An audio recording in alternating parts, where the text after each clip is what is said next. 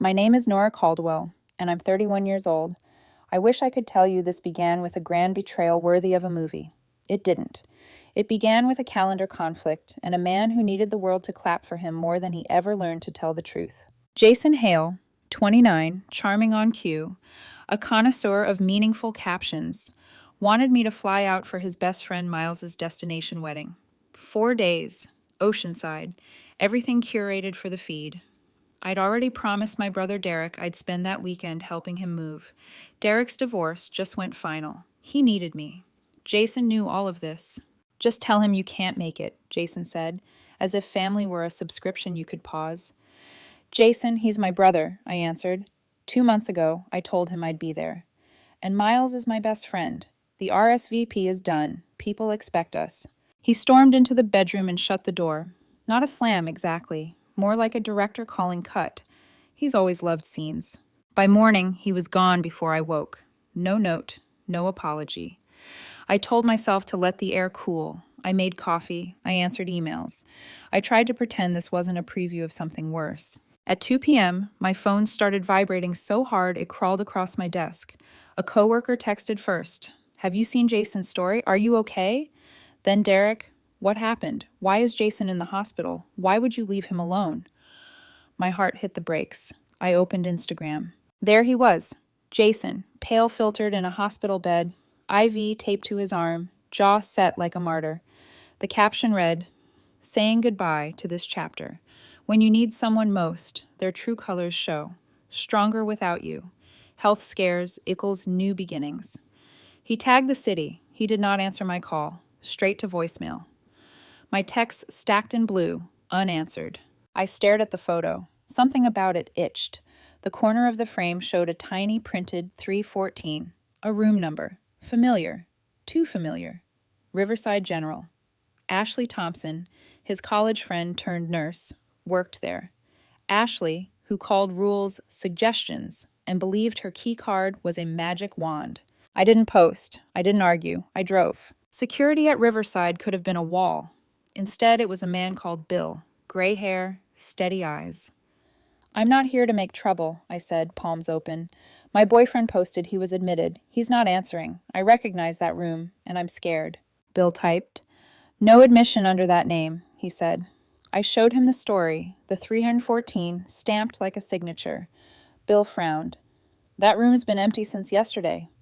A pause. Give me a minute.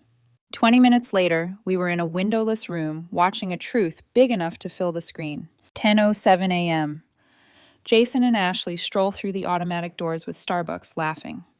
Ashley swipes them past the nurse's station like she's taking a date to a VIP lounge. 1:23 p.m. Jason props himself on a bed in 314, face grim for the camera. 1:34 p.m. At the nurse's station, he does a hammy catwalk. Ashley and 2 nurses are laughing so hard, one doubles over. Jason, miraculously healed, bows. 1:41 p.m. They leave together. Jason nearly skips into the elevator. Bill ejected the footage to a USB, slid it across the desk, and murmured, "This is something else." "Yeah," I said, hearing my voice from far away. "It really is." By the time I made it home, Jason's post had become a wildfire. His mom, Diane, had commented 3 times with prayer hands. My friends were side-eyeing me in DMs. Someone wrote, "Can't believe she left you." He was letting them believe it. He came in at 8, key turning, like he still lived in the same reality as me. He stopped when he saw me on the couch. "Oh," he said lightly, "you're home." "Feeling better?" I asked. My voice was calm, which surprised me. He shifted his gym bag, avoiding eye contact. "Yeah, much better." "That's good," I said. "Modern medicine is amazing. What was wrong?" "Just stress," he said. "An anxiety thing. They wanted to run some tests." "Which unit?" I tilted my head. "I called. They said you weren't admitted." His face drained. A beat passed. Another. "They made a mistake," he said, reaching for the doorknob tone in his voice. "I was in the ER mostly." "Room 314 is not in the ER," I said softly. Silence fell between us, heavy as wet wool. He knew. I knew. The only question left was whether he would choose a new lie or the first truth of the day. He chose the lie. "Look, I was upset. You chose your brother over me, and I wanted you to understand how it feels to be abandoned. So that was it. Not a confession, a justification. He had staged a hospital visit, posted it publicly, and let me be the villain because I wouldn't betray my brother's moving day for a wedding I never agreed to attend. You faked a medical emergency, I said, in a hospital with your nurse friend. You let people believe I left you alone in a crisis. I didn't think it would blow up, he said. I'll fix it. How? I asked. By telling the truth? He recoiled. I wasn't lying. I was there, and I was upset. That's a medical issue. The mental gymnastics would have been funny if they weren't terrifying. I'd spent 2.5 years making room around his dramatics, stepping over the props he left on our floor, telling myself love meant accommodating a man's need for an audience. You need to find somewhere else to stay, I said, the words landing like a lock clicking. What? His laugh was sharp. You're kicking me out over this? I'm ending a relationship where I get cast as the villain every time you want attention. He tried the door frame again, this time with outrage. I live here. You're not on the lease, I said. Your toiletries are in a box by the door. He blinked, and for a second the performance cracked. The boy behind the actor looked lost. Then rage stitched the mask back on. You'll regret this, he said. If you post anything, if you embarrass me. I stood. Jason, you embarrassed yourself. He left with a muttered curse, the hallway filling with his cologne and the echo of exit lines. I waited until the elevator dinged and the building swallowed him. Then I opened my laptop. I didn't post, not yet. I wrote, Subject, concerning Jason. Hi, Diane. I wanted you to hear this privately. Jason wasn't admitted to Riverside today. He staged photos in an empty room with a nurse friend. I have footage from hospital security. I'm not looking to humiliate him, only to correct the lie he posted about me abandoning him. If he removes it and apologizes publicly, I won't share the video. I'm saying this first out of respect. Nora. I attached a single short clip. Starbucks in, fashion walk, cheerful exit. I hit send. My phone vibrated immediately. Diane calling. I let it go to voicemail. A second later, a text. How dare you accuse him? He was ill. You are cruel. Across town somewhere, Jason was composing his next caption. I poured tea and set the USB beside my keyboard like a talisman. I could feel the crossroads under my feet. Either I keep letting him write me into his tragedies, or I step off his stage. I chose the exit. By morning, the lie had gone viral inside our small world. Jason's hospital post had racked up more than 200 comments and 300 shares. His followers, mostly gym clients, family friends, and people who loved an online sob story, were flooding my inbox with messages. You're disgusting. She almost died and you didn't show up? Hope someone abandons you the same way. I didn't respond to any of them. Instead, I sat at the kitchen counter with a mug of cold coffee and stared at the USB drive. That small silver rectangle contained every lie he'd told, neatly time-stamped and indisputable. By noon, I had made my decision. I opened Instagram and drafted a post. Not angry, not vindictive, just factual. Since people are concerned, here's the security footage from yesterday. As you can see, there was no medical emergency, no abandonment, just a staged photo in an empty hospital room. I don't normally air private matters publicly, but when falsehoods spread widely enough to damage reputations, the truth deserves daylight. I attached 3 short clips, Jason walking in laughing with Starbucks, Jason posing for the photo, and Jason leaving, healthy, joking, carefree. Then I tagged every person who had commented on his original post. I hit share and waited. The internet moves faster than guilt. Within an hour, my notifications became a waterfall. Holy crap, he faked it? This is wild. So he was fine the whole time? Even people who had called me a monster hours ago were now apologizing in my DMs. The pendulum had swung, and I wasn't sure it made me feel better. Jason called 23 times that day. I didn't answer once. Then came a number I didn't recognize. I picked up. Is this Nora? A woman's voice, sharp and trembling. Yes. This is Diane, Jason's mother. Ah, Mrs. Hale, I said. I expected your call. You embarrassed him, she hissed. How dare you humiliate my son in public? I didn't humiliate him, I replied evenly. I posted evidence after he humiliated me with lies. He was stressed, Nora. He made a mistake. He pretended to be hospitalized and implied I abandoned him. That's not a mistake, that's a choice. She went quiet for a second, then snapped. Take it down right now or we'll sue for defamation. I almost laughed. Truth isn't defamation, Diane. It's just inconvenient. The line went dead. An hour later, Jason appeared at my door. He looked furious, face flushed, eyes too wide, the same fake composure he wore during every fight. "You had no right," he barked the moment I opened the door. "I had every right," I said. "You lied about me publicly." "That was private." "Private?" I echoed. "You posted it for hundreds of people. You tagged your mom. You let the world think I left you in a hospital bed. That's not private, Jason. That's performance art." He ran a hand through his hair, pacing. "You've destroyed my reputation. My clients are calling. My boss saw the post. This is getting out of hand. You should have thought of that before you made your lie public." "This is different," he snapped. "You're showing video of me without consent. I can sue." "It's hospital security footage," I said calmly. "Public space. No expectation of privacy, and I didn't edit a thing." His mouth opened, closed, opened again. "You're cold, Nora. Heartless."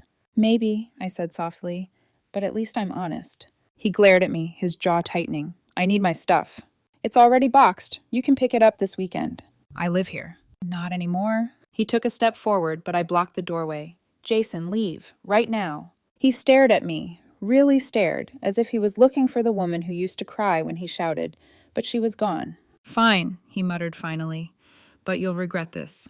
He turned on his heel and walked away, slamming the stairwell door behind him. That night, I couldn't sleep. I kept replaying every comment, every DM, every digital echo of the story he'd tried to spin. By morning, the universe started spinning back at him. Ashley, the nurse who helped him stage the photo, had been suspended. Apparently, hospitals take unauthorized access and misuse of facilities seriously. Riverside's HR department was already investigating. Jason, predictably, exploded. He sent a long text thread filled with accusations. "You ruined Ashley's career. You're vindictive. You could have just talked to me." I didn't respond. Because I didn't ruin Ashley's career. Ashley did, when she let him turn her workplace into a film set. Later that day, I received another call. This time from Jason's HR department. They wanted to confirm details about his supposed medical emergency. Apparently, he'd filed it as a sick day. Apparently, it wasn't the first time. I told them I wasn't involved and ended the call.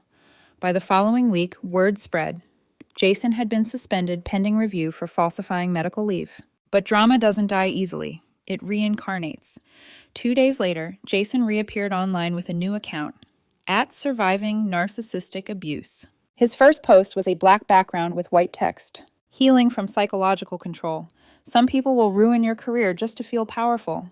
The caption read, "He wouldn't let me save my own money. Economic abuse is real." I nearly dropped my phone. Not only was he rewriting the story, he was gender swapping the truth itself. According to Jason's new narrative, I had been the manipulative abuser, the financial controller, the reason he had to fake the hospital post. And worse, people believed him. His follower count began climbing. Victims of real abuse flooded his comments with empathy. It would have been almost funny if it wasn't so obscene. So I did what I always do when emotions try to hijack me. I documented. Screenshots of every Venmo request showing I paid half, sometimes more, of every shared bill. Bank statements proving he had full access to his own accounts. Texts where he bragged about saving money because I covered the rent. I compiled everything, zipped it into a folder, and sent it to my lawyer friend Roberto. Me. "Can I post these to refute his lies?" Roberto. "You could, but don't. Keep them documented. He's spiraling. Let him hang himself with his own narrative first." He was right. Jason's ego always outpaced his caution. I waited. By the end of the week, Jason's new followers were asking for interviews. He started doing live streams talking about toxic women who weaponize evidence. The irony was almost poetic. Then, on Friday, I got a call from an unknown number. "Nora Caldwell? Yes?" "This is Marcia from Riverside General's compliance office. We'd like to request the footage you mentioned online for our internal review." I smiled. "Absolutely. I'll email it within the hour." When I hung up, I stared at the USB drive one last time before uploading the files. A part of me felt petty satisfaction, but mostly I felt relief. Because I didn't need to destroy Jason's life. He was doing that himself, frame by frame, post by post, caption by caption. And I had the receipts to prove it. The next time Jason tried to contact me, it wasn't through text. It was in person. He showed up at my office. Reception called up, voice uneasy. There's a man here asking for you. Says it's urgent." Every muscle in my body tensed. I walked down to the lobby, and there he was, standing beside the security desk, wearing that same half-grieved, half-heroic expression he'd perfected for social media. "Nora," he began, voice too loud for the quiet space. "We need to talk." "We really don't," I said. He followed as I turned back toward the elevator. "You've made me look insane. My clients think I faked being sick." "You did fake being sick." He flinched at the flatness in my tone. "I was stressed. You humiliated me, and now I'm suspended." "That's not on me, Jason." When the elevator doors slid shut between us, he shouted after me, "You'll regret this." Security escorted him out 10 minutes later. That night, my phone started ringing again, different numbers each time. I stopped answering after the fourth call. But then I saw one that made my stomach twist. Mom. "Hi, sweetheart," she said. "You're going to love this. Guess who just showed up at my door crying?" My throat went cold. "Jason?" "Mm-hmm. Says you ruined his life, and he needed to explain his side to someone who knew the real him, so I let him in for tea." "Mom, why would you—" "Oh, relax, I recorded everything." Of course she did. My mother had a talent for calm revenge. "He told me," she continued, "that you have anger issues, a drinking problem, and that you isolated him from his friends." I sighed. Classic projection. I told him exactly that. Then he started yelling, said our family was toxic. When I asked him to leave, he refused. I had to call the police. 2 officers came, very polite. "Mom," I groaned. "Don't worry, it's all on video." By morning, my lawyer, Roberto, had the footage. "Between the office incident and what he did at your mother's house," Roberto said, "we have enough to file for a restraining order." I nodded. "Let's do it." 3 days later, Jason was officially served at Ashley's apartment where he'd been crashing. According to her roommate, he screamed the moment he read the paperwork. "She can't do this to me. I'm the victim here." He stormed out, drunk, ranting about injustice. The roommate messaged me privately. "You didn't hear this from me, but she's losing her job, and he's about to lose his mind." She wasn't wrong. Riverside General called again. Their tone had shifted. Colder, more formal. "Ms. Caldwell, thank you for sharing the footage," the compliance officer said. "It confirmed what we suspected. Nurse Ashley Thompson accessed restricted areas without authorization. She's been terminated and reported to the state board." "Understood," I said quietly. "Thank you for letting me know." When I hung up, I almost felt sorry for Ashley. Almost. Because the truth was, she'd enabled every one of Jason's lies, and now she was paying for it. A week later, Jason violated the restraining order. It was 2:58 a.m. when I woke to the sound of yelling outside my window. "Nora!" His voice echoed through the parking lot. "You ruined everything." My phone lit up as I hit record. He was swaying, drunk, waving a bottle in one hand. "I loved you," he shouted. "I could have given you anything." Neighbors' lights flicked on. Someone called the police. When the sirens arrived, Jason didn't even run. He just looked up at my building, dazed, and muttered, "You win." The officers cuffed him without protest. Watching from the window, I didn't feel triumphant. I just felt tired.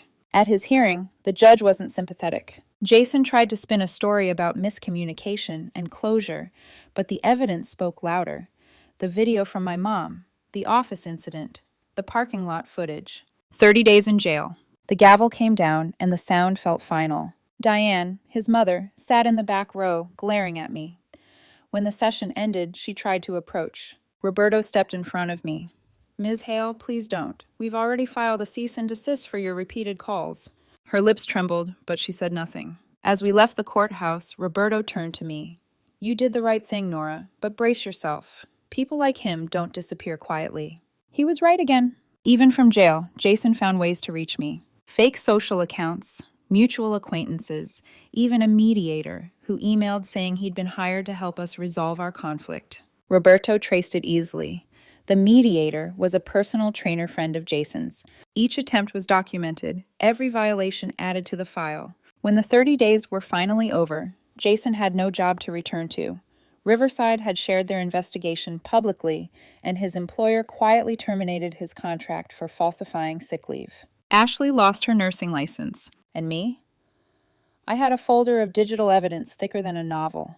Every message, every violation, every echo of manipulation turned into proof.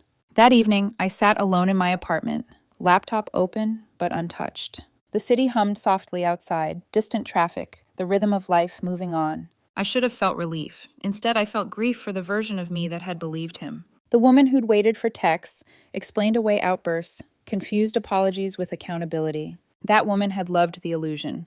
This one finally understood that the illusion had loved itself more than it ever loved her. I poured a glass of wine and whispered to the empty room, "Never again." The next morning, Sunlight cut through the blinds, sharp and golden.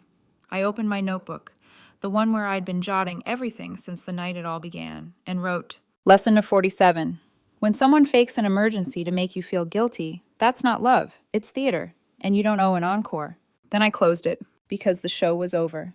30 days passed, just long enough for silence to start feeling safe again. When Jason got out of jail, I expected a storm. Instead, there was nothing. No messages, no sightings, no 3 a.m., yelling outside my window, just quiet. That's the thing about people like him. Once their audience disappears, so does their energy. Still, I wasn't naive. I kept every file backed up, every message archived, every notification screenshot just in case. But the world, surprisingly, moved on without him. Riverside General issued a public statement confirming Ashley's termination and professional review. The report became public record, and with it, the full story of what happened, the fake hospitalization, the staged photos, the ethical violations. Jason's name wasn't mentioned directly, but everyone who knew him knew. He went radio silent for a few weeks. Then one afternoon, a coworker sent me a screenshot. Jason was back online, reclaiming boundaries. New handle, same victim act. His caption read, Some people destroy your life and call it justice, but forgiveness is freedom. The photo was just him sitting at a coffee shop, hands around a mug like some tortured philosopher. The comments were split down the middle. Half offered sympathy. The other half posted clown emojis. I didn't engage. I'd learned that silence speaks louder than rebuttals ever could. Life without chaos is strange at first. Too still. Too clean. I filled the space by rebuilding things I'd neglected. My friendships, my career, my peace. I even started painting again. Something I hadn't done since college. And somewhere in that slow, ordinary healing, I met Felix. He wasn't loud, or flashy, or performative. He was just kind. We met at a small coffee shop I'd started frequenting during the hearings. He was sketching on his tablet, earbuds in, completely absorbed in whatever he was drawing. When he looked up and smiled, it was so uncalculated I almost didn't know how to react. We talked about nothing, music, art, caffeine dependency. For the first time in years, I didn't feel like I had to edit myself mid-sentence. Weeks turned into months. Felix became a steady presence in my life. Quiet dinners, walks without phones, laughter that didn't echo with tension. He never asked about Jason unless I brought it up, and when I did, he listened without flinching. You don't have to apologize for surviving, he said once, when I told him how guilty I felt for still being angry. It was such a simple sentence, but it lodged somewhere deep. Then one morning, as I was heading to the grocery store, Karma finally decided to send me a postcard. I was scanning the produce aisle when I heard that unmistakable voice behind me. Nora! I turned. Jason. He looked smaller somehow. Pale, thinner, clothes hanging awkwardly. There was a woman beside him, early 20s, holding his arm. Her eyes darted between us, wary. He forced a smile.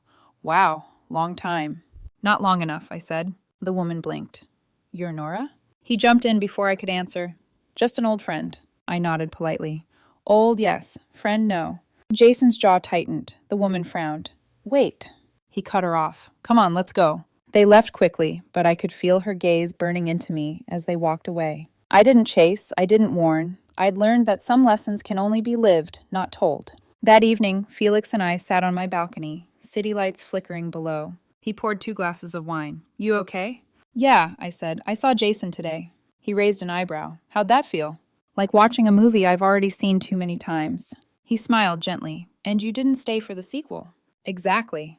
We clinked glasses. A few days later, my phone buzzed again. An unknown number. Curiosity won. I opened it. Mira, hi, you don't know me, but I think I'm dating your ex. Something feels off. Can we talk? I exhaled slowly, staring at the message. Then I typed back, trust your instincts. If you're asking, you already know. She didn't reply. But 2 days later, Jason's profile disappeared. Deleted again. Months went by. My life grew quieter, brighter. Mom finally convinced me to take a small trip with her and Derek. Just the 3 of us. No phones, no court filings, no drama. Somewhere between mountain air and laughter I hadn't heard in years, I realized I was free. When I got home, I went through my digital folders, the evidence, the screenshots, the files. For a moment, I hovered over delete. Then I smiled and dragged them all into a backup drive labeled simply closure. Because forgiveness doesn't mean erasing proof, it means the proof no longer owns you. Months later, a headline caught my eye while scrolling. Destination wedding canceled amid cheating scandal.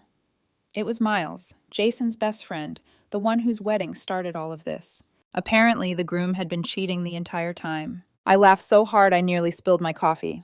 Jason had faked a hospital stay to make me feel guilty about missing that wedding, and the wedding never even happened.